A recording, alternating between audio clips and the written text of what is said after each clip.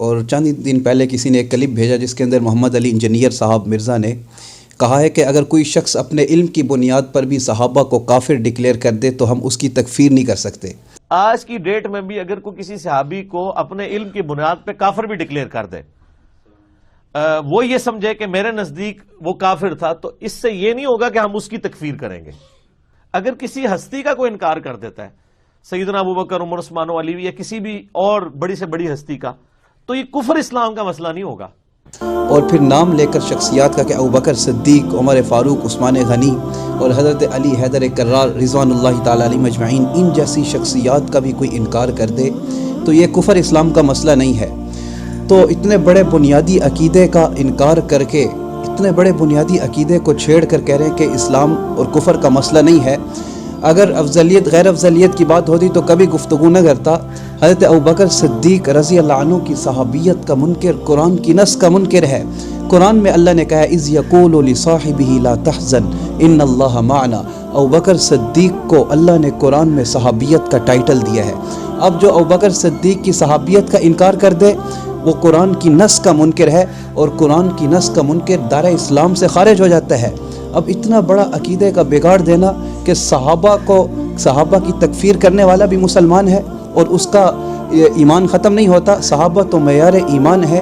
اب یہ بات کرنا محمد علی انجینئر صاحب کی میری کوئی ذاتی رنجش ان کے ساتھ نہیں ہے، بلکہ جب بنیادی عقائد کی بات ہے تو اپنے بھائی اور مسلمان اپنے بھائیوں کا عقیدہ بچانے کے لیے گفتگو کر رہا ہوں کہ صحابہ سے تو پورا کا پورا دین ہمیں ملا ہے۔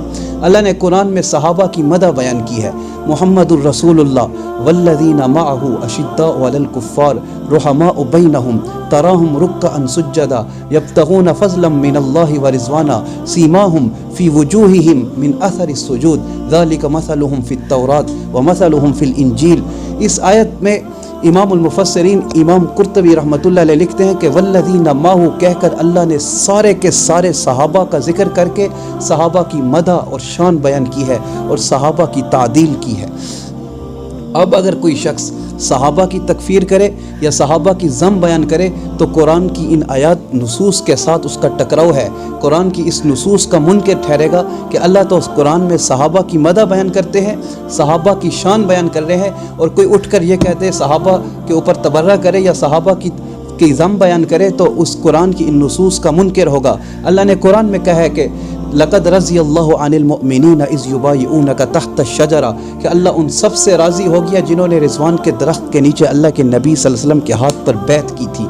اللہ رضات کے پروانے دے اور آگے والا اٹھ کر صحابہ کی تکفیر کرے تو ہم کہیں کہ نہیں، اس کا ایمان باقی ہے۔ اتنا بڑا بنیادی عقیدہ۔ امام مالک رحمۃ اللہ علیہ کی مجلس میں کچھ لوگ بیٹھے تھے، ابو عروہ زبیری رحمۃ اللہ علیہ اس کو لکھتے ہیں کہ امام مالک رحمۃ اللہ علیہ سے انہوں نے کہا کہ ایک شخص ہے جو بعض صحابہ کا بغض اپنے دل میں رکھتا ہے، چند صحابہ کا بغض اس کے دل میں ہے۔ تو امام مالک رحمۃ اللہ علیہ نے یہ آیت پڑھی اور فرمایا لیغیظ بہم الکفار۔ اس آیت کو پڑھ کے فرمایا کہ وہ شخص اس آیت کی زد میں ہے کہ جو صحابہ سے بغض رکھے، صحابہ سے نفرت رکھے، صحابہ پہ سب و شتم کرے، تو اللہ نے کفار کی علامت بتائی ہے، کفار کی خصلت جو بتائی ہے، فرمایا لیغیظ بہم الکفار، کہ کفار وہ ہیں کہ جن کے دل میں صحابہ کا بغض ہے۔ تو صحابہ سے بغض یہ کفار کی علامت ہے۔ امام مالک رحمۃ اللہ علیہ نے فرمایا وہ اس آیت کی ذات میں ہے۔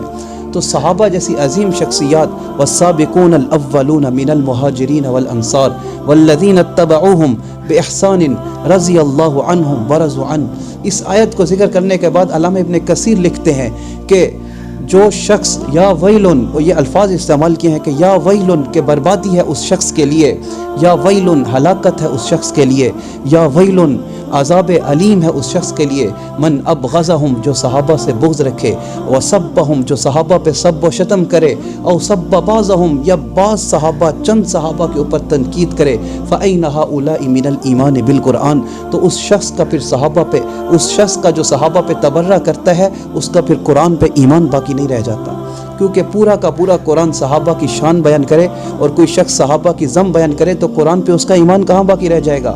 اور قرآن کو جمع کرنے والے صحابہ ہیں۔ عثمان غنی رضی اللہ تعالی عنہ نے قرآن کو جمع کیا، صحابہ نے قرآن کو جمع کر کے امت تک پہنچایا اس پورے دین کو۔ مرزا صاحب کہتے ہیں میں بخاری مسلم سے باتیں کرتا ہوں، بخاری مسلم کہاں سے آئی ہے؟ بخاری مسلم کی روات جب راویوں کے اوپر تو جرح تعدیل ہے، لیکن صحابی کے اوپر جرح تعدیل نہیں ہے. صحابی سارے کے سارے کلہم عدول ہیں، اور صحابہ کے در پہ جا کر حدیث لینی پڑے گی. صحابہ کے جوتوں میں بیٹھ کر قرآن ان سے سمجھنا پڑے گا، قرآن اور حدیث ان سے لینی پڑے گی. اب جو صحابہ کا انکار کر دے، دین کہاں سے لے سکتا ہے؟ کیونکہ صحابہ تو ایک پل ہیں جو امت کو محمد سے ملاتے ہیں. پورا دین محمد رسول اللہ صلی اللہ علیہ وسلم سے لے کر دینے والے، اللہ کے نبی پر وحی کو اترتا دیکھنے والے صحابہ ہیں. ان کو ہی چھوڑ دیا جائے. اللہ کے نبی صلی اللہ علیہ وسلم نے حجۃ الوداع کے موقع پر دن کا بھی اختتام ہونے کو تھا، شام ہونے کو ہے، سال کا بھی اختتام ہونے کو ہے، ذی الحجہ کا مہینہ ہے، اور ہفتے کا بھی اختتام ہونے کو ہے، جمعہ کا دن ہے. اللہ کے نبی صلی اللہ علیہ وسلم پر وحی آتی ہے، الیوم اکملت لکم دینکم واتممت علیکم. اللہ کے نبی صلی اللہ علیہ وسلم پر جو وحی آئی، الیوم اکملت لکم دینکم، پورے کے پورے دین کی نسبت صحابہ کی طرف اللہ نے کر کے کہا آج کے دن تمہارے لیے تمہارے دین کو مکمل کر دیا ہے. تو صحابہ تو وہ ہستی ہیں کہ پورے دین کی نسبت اللہ نے صحابہ کی طرف کی ہے.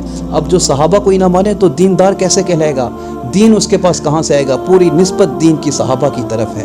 تو صحابہ رضی اللہ عنہ اور اتنا بڑا بنیادی عقیدہ یہ لوگوں کو دینا اور ان کی نظریات کو خراب کرنا، آنے والی نسلوں کے ذہنوں میں یہ دینا کہ صحابہ سے کچھ نہیں ہے. اور یہ اکثر مرزا انجینئر صاحب کہا کرتے ہیں کہ بابوں کا دین اور ہے اور کتابوں کا دین اور ہے. جی ہم کتابوں کی باتیں کرتے ہیں.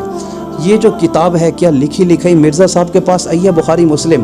بخاری مسلم لکھنے والے کون ہیں؟ محدثین. امام بخاری رحمۃ اللہ علیہ، امام مسلم رحمۃ اللہ علیہ. امام بخاری نے امام مالک سے روایتیں نقل کی ہیں بخاری کے اندر. امام اعظم امام ابو حنیفہ رحمۃ اللہ علیہ نے فقہ کی ترتیب کے اوپر کتاب الآثار احادیث کو جمع کیا ہے. امام ابو یوسف رحمۃ اللہ علیہ، امام محمد رحمۃ اللہ علیہ اور امام مالک رحمۃ اللہ علیہ نے فقہ کی ترتیب پر احادیث کو جمع کیا ہے. محدثین نے احادیث کو نقل کر کے آج بھی ہم حدیث جب پڑھتے ہیں وبالسند المتصل منا الی الامام البخاری رحمہ اللہ قال حدثنا، ہمارے پاس تو پوری سند ہے کہ جو ہم نے محدثین سے لے کر پھر آگے صحابہ کے در پہ جا کر پھر اللہ کے نبی صلی اللہ علیہ وسلم کی حدیث پہنچی ہے. اور یہ کہنا کہ یہ دین اور ہے، صحابہ بابیوں کا دین اور ہے، ائمہ کا دین اور ہے، محدثین کے اوپر زبان چلانا، چرب لسانی سے کام لینا اور دین کے شعار اور دین کے بنیادی عقائد کا انکار کرنا. اللہ کا واسطہ کہہ کر کہتا ہوں اپنے مسلمان بھائیوں سے، آنے والی نسلوں سے کہ اپنا دین بچاؤ، ایمان بچاؤ. ایسے شخصوں کو اگر آپ سنیں گے میڈیا کے اوپر، انکار نہیں ہے آپ سنیں، لیکن پھر اپنے ایمان کی خیر منو کہ آپ کا بنیادی عقیدہ بھی جو شخص چھیننے کے لیے بیٹھا ہو کہ صحابہ کی تکفیر کرنے والا بھی دائرہ اسلام میں باقی رہتا ہے، تو پھر پیچھے اس کے اور کیا رہ جاتا ہے؟